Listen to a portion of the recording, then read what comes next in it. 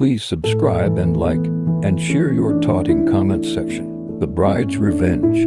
The bells tolled like death knells over the quaint village of Ravensmoor, where love was meant to be celebrated, not mourned. The chapel was a vision of perfection. Ivory roses lined the pews, golden light filtered through stained glass, and the altar awaited a promise that would never be fulfilled. Evelyn Thornwood stood alone in front of the mirror in her bridal suite. The satin of her gown shimmered under the flickering candlelight, and her veil was pinned perfectly. But her reflection was not that of a glowing bride.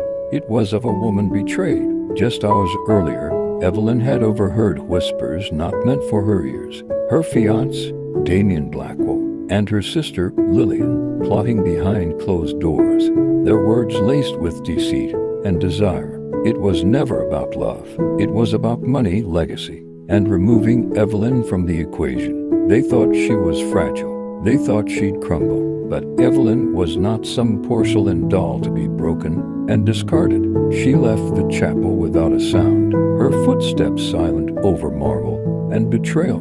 In the moonlit cemetery that bordered the church, she waited. When Damien arrived to apologize, a scripted performance of guilt and manipulation, Evelyn smiled for the first time that day.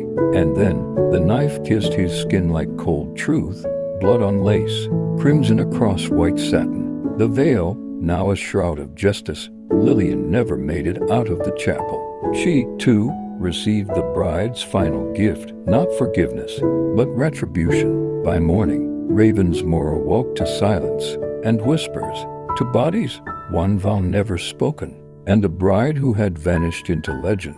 They say if you listen closely on moonlit nights, you can hear the rustle of a gown dragging through the graveyard. Evelyn still walks, eyes like frost and hands red with remembrance.